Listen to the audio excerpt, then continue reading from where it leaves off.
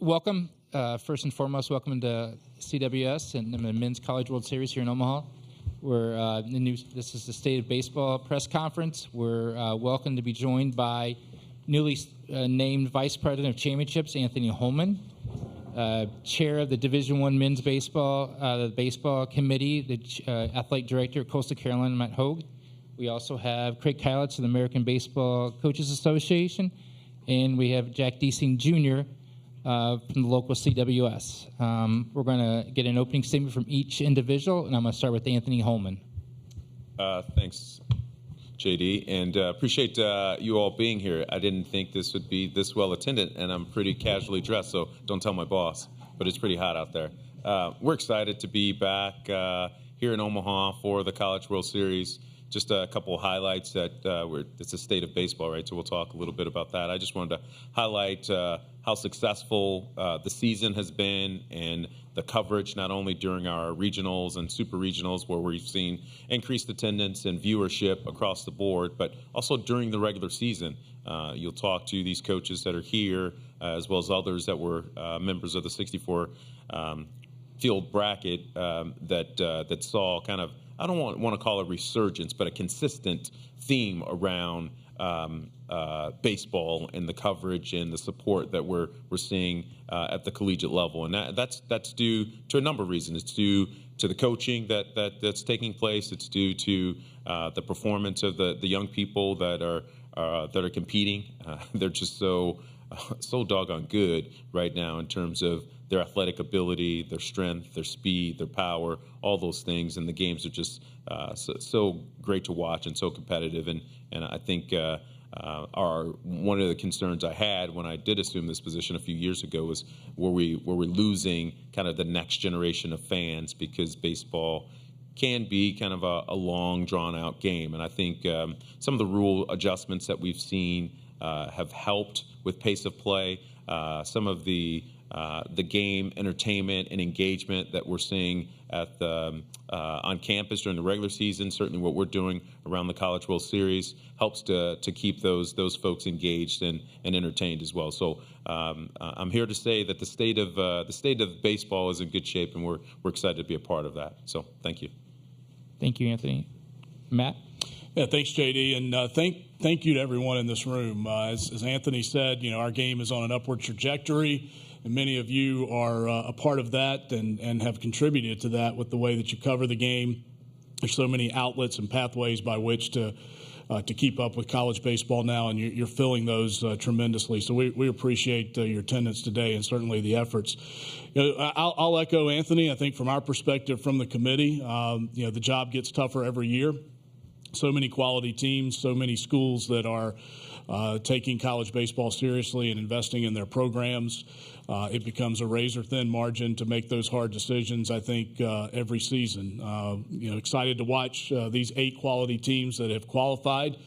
And I think my impressions is certainly going through the regionals and through the year, the state of the game is infectious. It's exciting right now. If you've watched these games, you've watched the impression on the faces of these players, the joy with which they're playing the game. There have been some incredible moments, walk-offs, great catches, and that's what we want to see with this tournament, and certainly with this pinnacle event, one of the elite sporting events in the world here in Omaha, is that type of joy that we're watching these guys play with. And, there's a lot of cynicism right now in college athletics about a lot of topics.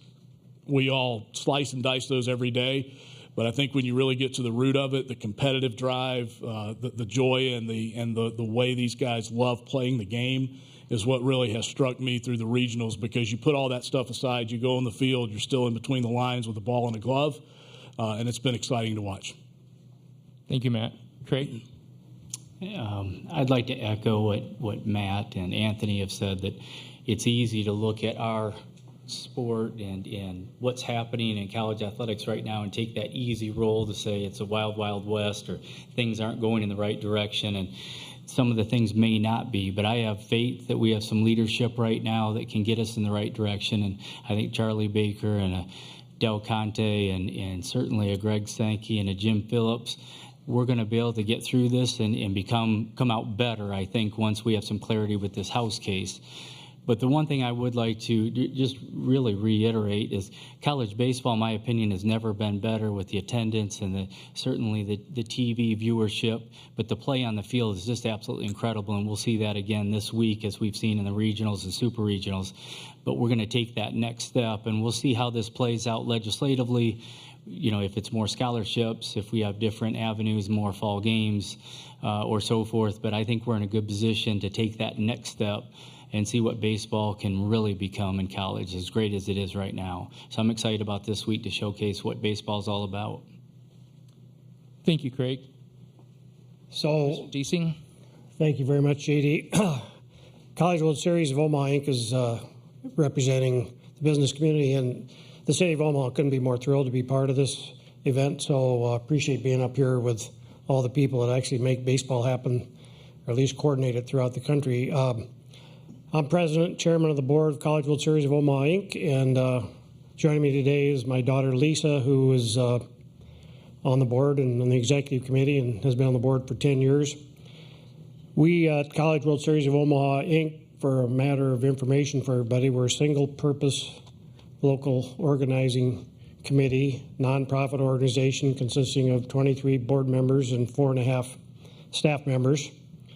And our mission and vision, as you might imagine, as a single-purpose organization, is to be the facilitator of the local public-private partnership. So that includes working with the city, local business community, Mecca, Creighton University, and the other stakeholders here in Omaha that are part of the contract, and collaboratively with the NCAA and staging this very successful championship.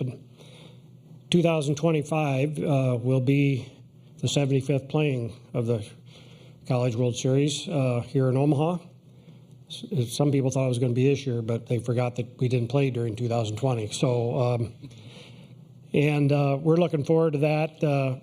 As I think you all know, it's been played on 2 fields since it's been here. We played at Rosenblatt for 60 years, and that's certainly stood the test of time and provided a great foundation for where we are today, which is in this state-of-the-art facility. And I'd just like to say that Omaha's relationship with college baseball and the NCAA and working together, the success we had at putting on a successful College World Series and also building the stadium was the genesis of being able to sit down together and work out a very successful 25-year agreement with the NCAA to host this championship through 2036. So we've still got a few years to go. The first 10, 11, 12 years have been pretty good here, so we look forward to moving that forward. The plan is to have we'll call it a diamond celebration, because 75 is the diamond anniversary during this next year, and there'll be more coming out of that after we finish this year's College World Series, because we've got to get through this first, talking about the events and that we're going to use to celebrate what's going to happen leading up to the 75th. And the final thing I'd just like to say is we love the College World Series. We love working with the NCAA. We love working with college baseball. Together we've created a great championship, and we're always looking to make it better, and I think it is getting better. And I would just say to you that we're looking to continue this relationship long past 2036, but those discussions will be held at a later date. So we're looking forward to the future of college baseball. Jack, thank you very much. Now we'll open questions. If you please raise your hand. We're going to go here first. Your name and affiliation, please. Bo Carter with College Sports Weekly and also with the NCBWA. For Mr. Holman, talk a little bit about the addition of Greg Seitz, who's really been a veteran, worked many NCAA events, how he will help the committee next year. Yeah, that's a great question. I'm sure he planted that. Where's Greg?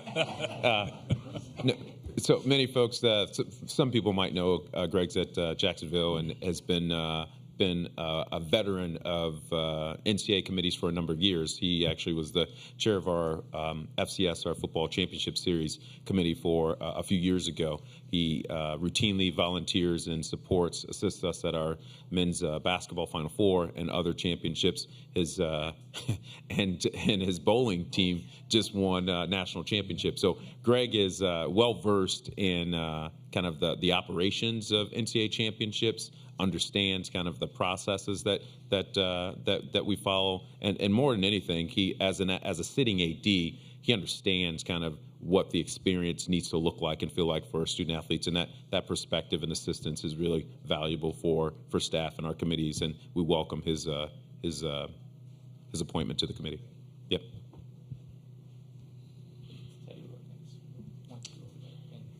Noah Darling, College Baseball Central. Anthony, there's been a lot of discussion and almost controversy this year and the last few years about when you host a regional and then you have to be an away team on your home field. Are there future discussions regarding maybe modifying that rule or discussing it? Yeah, your timing is great. We got to start. I think we got some spies in here because we were talking about this last night at dinner. Jay, our committee vice chair, who is on our committee, we talked about that last night, and I'm sure it'll be a part of the committee's discussion going forward. One of the things that I would share that's important to remember, and while our top 16 teams are typically afforded the opportunity to host, we have to draw a distinction between seeding and hosting, right? Because you play the season for the seed and you earn that. But it's not fair necessarily to assign someone to a host site that's not going to provide a great experience for anybody that's coming there. So while that's the process that we're going in, we're letting folks know on notice that you still have to have a quality facility. You have to have hotels that are in close proximity that we can have our teams play in. So all those things are important to do it. And does it make sense for, does that home seed or that home team having the additional advantage to reward them for their season make some sense? Potentially. So I think the committee will have some discussion about that, and you may see some movement on that going forward. Okay, we're going to go 1, 2, 3, 4. Out. Welcome everybody back home to Omaha here. Glad to see everybody here, and we'll have a great time at all the competition. So this question would be for Anthony, Matt, and Craig. Matt, you had mentioned how difficult it is for the committee to seed and select 64 deserving teams with those razor-thin projections on some that didn't quite get in. And Craig had mentioned about that the game is growing and is becoming more popular. So my thought would be, and maybe some other people might share this and maybe for discussions, would there be a situation before the end of the decade where we would have an expansion of 64 to maybe 72, and the idea would be to create something like a mini Dayton does in basketball, or maybe there would be, let's say, 4 potential 3 seeds and 4 potential 4 seeds playing in order to get seeded into the tournament. Because some of these teams that are maybe on the bubble or quite knocking at the door maybe don't have the competitiveness as some of the big conferences, and with more teams coming to the big conferences, how deep will the committee go a year from now, and what's going to happen? So that's just a vision, a thought, is our discussion, and might that happen? Thank you. Yeah, I think maybe they were listening in last night, Anthony. Howard, how many World Series have you covered now? Well, broadcasting and covering over 25, 30. Yeah, congratulations. I know this has been a passion for yours for many years. That's a topic that's right up there at the top of the list. I think we realize with the depth of teams now, the parity, the intersectional play that continues to increase each year. We had teams in this regional that went out early in the season and didn't play at home for 15, 20 games so that they could play the competition they felt they needed to strengthen their overall profile.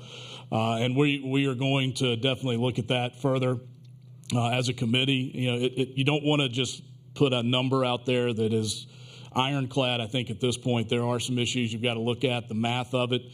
Baseball is unique in the fact that we play double elimination, which I think is something that's important and is the essence of how this sport has worked for many, many years. So my personal opinion is I'd like to see that be still a part of the structure. But yes, I think that's something that we hear a lot and is a topic that is being discussed significantly what the format is. We're going to have to take some time to really look at that. But it is evolving, and I think we see every year there are deserving teams that could definitely make a run through the regional. Teddy Cahill, Baseball America. I guess either Craig or Anthony. This year, every year, of course, there's hot tensions in the NCAA tournament. That's happened again this year. Where do you feel like the state of umpire-coach-player relationships are, and what steps do you feel like still need to be taken to improve those kinds of relationships and on-field communication and all the rest of that? I'll let Craig start. I've been talking a lot. That's a tough question, and there's no easy answer for that. We do have our coaches umpires relationship committee, and we meet at the convention every year and talk through issues, how you communicate to one another, and it works both ways. Some of the things coaches say to the umpires should never be said, and probably not as much vice versa, but to understand where they're coming from. The heat of competition, there's always going to be something like that, but you hate to see that, and I think you're probably referring to the Clemson game and how that went down. I don't know if there's an easy answer for that. I really don't have an answer for it, but we look at it every year and talk about how we treat one another, how we talk to one another, but when it's between players, I think it just happens occasionally, unfortunately. Yeah. I've got a comment to it. The number of officials, and I'm calling officials because I'm not talking, I know this is about baseball, but across the board, we are seeing drastic decreases in individuals that want to take up officiating as an avocation. The drastic differences from 20 years ago. The numbers are crisis level, candidly. And the number one reason we hear from officials that are leaving the game is because of treatment. Not just from coaches, but from fans and parents, and this is from youth on up. So this is our platform, so I'm going to say it. We got great coaches here, and their livelihoods depend on that. Heat of the battle, all those things are important. But one of the things that we are teaching and training as a part of officiating across all sports is conflict resolution, right? It's not just balls and strikes. It's not just the rules. It's about how do you interact? How do you talk to other people? I challenge my coaches and administrators and others to do the same thing. No one's perfect, no one's great, but the discourse has to get better. It's got to get better from both sides, and we should challenge and push all of our stakeholders to do that. And I would just add, the data also suggests this year, as we look through the umpiring and going through that process for the regionals, the ejections and suspension number actually went down considerably from the year before, maybe almost by half. I think I know the exact percentage. Yeah, 47%. So there's some traction there that's taking place. Certainly, that doesn't ameliorate maybe an incident that is seen by many, many eyes. But I think when you start looking at the data, what Anthony's talking about is working. And the instant replay has helped out with that as well, knowing that they're going to get it right. So. Hi there, Ellie Williamson with the Players Lounge. What do y'all see right now, just overall, with the biggest obstacle to growth in college athletics, in the sport? You talked a little bit about baseball growing. You spoke about the officiating problems. What's that biggest obstacle? Who you direct that to Matt? All of them. Whoever wants to jump on it. Craig, lead us off. As far as, I'm not sure I truly understand the question, growth in what way? What's the biggest obstacle right now that you would see to growth in college? Athletics and baseball. Yeah, instability right now and understanding where we're going. So, for example, talking with coaches right now, for 25, 26, they don't know how many scholarships they'll probably have, what their roster size is going to be. Do we have the 25% minimum scholarship allotment? Do we have maximum 27 student athletes on aid? And they're trying to sign really 2 or 3 classes out. And then you put that in with the Major League Draft, the transfer portal. So there's just instability. I think once we get through that and there we have clarity, I think we can build off of everything after that. I don't know if it's a significant obstacle, but I think certainly there's still a desire to, make the game more known in regions maybe that are not as well represented. You've certainly got some coaches and some programs out there that they try to get past that trend. But everything that happens with this tournament tries to take the entire country into play. Even the selection of the umpires, we take a look at every conference, every region, that sort of thing. But the encouragement, I think Craig would agree with this, but the encouragement that some of those programs continue to invest in the game, support the game, grow it in those regions, particularly now that we're seeing virtually no geographic bounds for how conference realignment is set up. Right here, and then back there. Hey, Jack, John Huang, NOLA Media. You have all these traditional powerhouses come to Omaha on repeat visits. How important, how excited are you to see a program like Kentucky, first time in program history, to be here in the mix? Well, thank you for the question. I'm glad to participate. I really think it's always great. I wouldn't call Kentucky an underdog, but it's always great to have a new face and a new team that hasn't been here before. But we support all the teams, and that's one of the things I think that makes Omaha so special over the years is we do our best to make every team feel like they're the home team. For the most part, depends upon who gets here. And but I think it's great. I mean, we have an event that's supported by, it's a family-friendly event because it's affordable for kids and everything, and seeing new teams here brings new people to the stadium and helps with a lot of things, attendance and growing the sport. And I think the other thing I would just say, we have 1,000 little league teams that come here, and so you get a new team like Kentucky that some of these kids might have a relationship with, and that gets them here too. So it just further, you talk about growing the sport, all that helps grow the sport. Matt Tallery from World Baseball Network. This question is going to be for Anthony and Craig. I wanted to ask around the relationship you guys have with USA Baseball and MLB, and just around the length of what MLB is doing with the Draft League, the Northwoods League.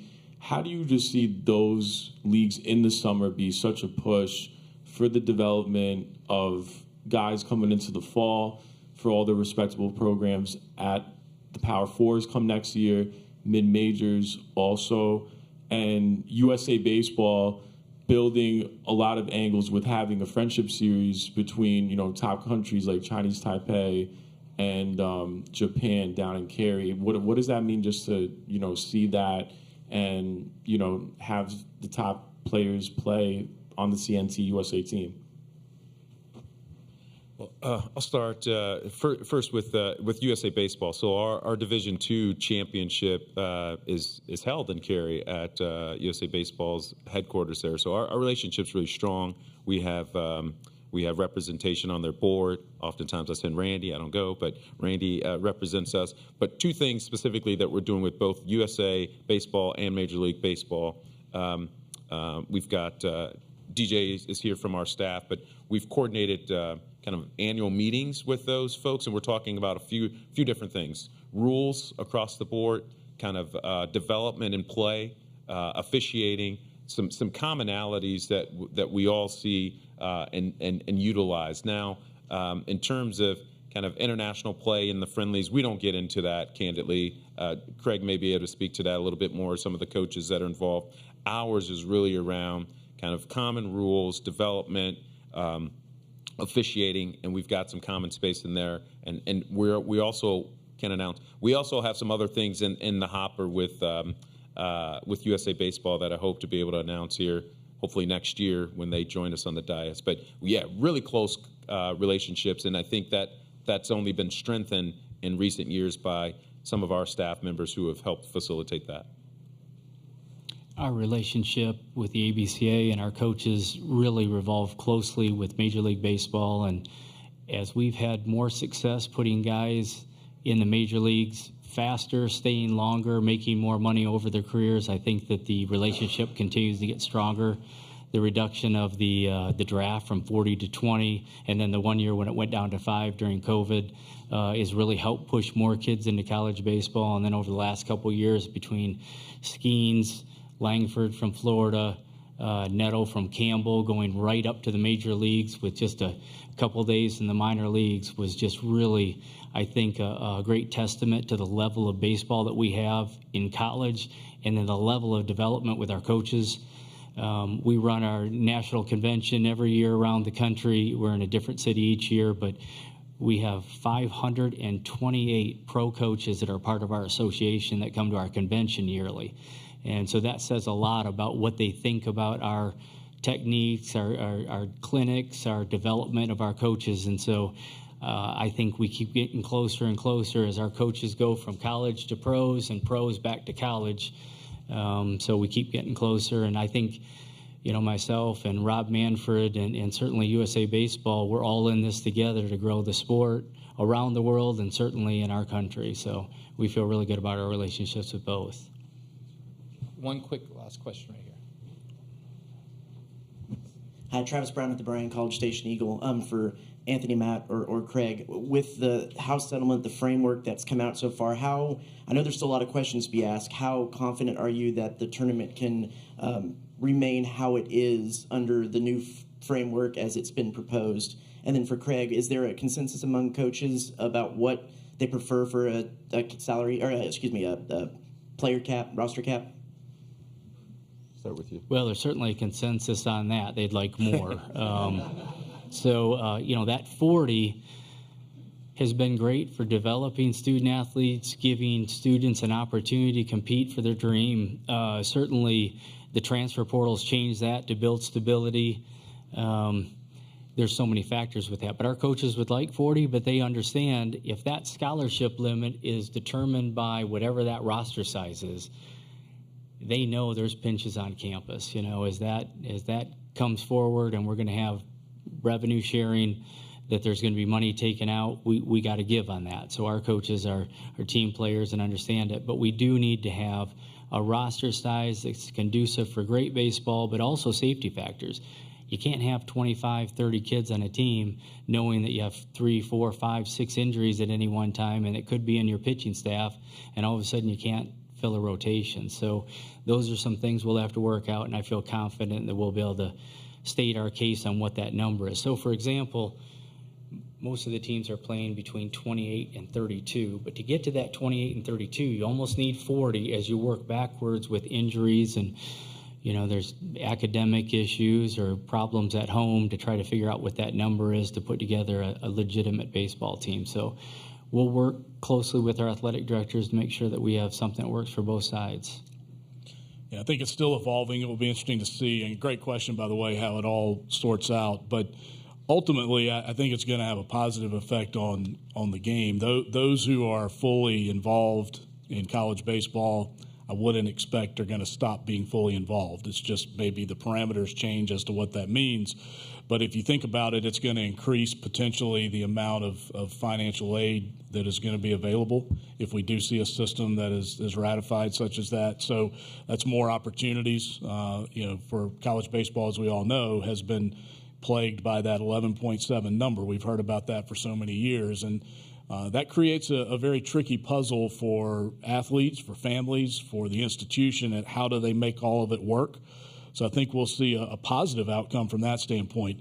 Anytime you have this type of change, there could be some mixed bag with that. We certainly hope that those that have programs and are invested in their programs will continue to do that, but I think they will. I think, as Craig says, the mosaic's going to change maybe within that institution or that campus, but as we're seeing today and with this event, this sport is right up there at the top of interest and commitment for institutions as high as any sport out there. Gentlemen, thank you very much. Due to time constraints, we need to get Kentucky in here. So thank you very much for your guys' time. And if you do have any interviews, you can talk to Jeff Williams or John from ABCA or to talk to somebody else later while they're here. Great to see you. I'm glad things are going.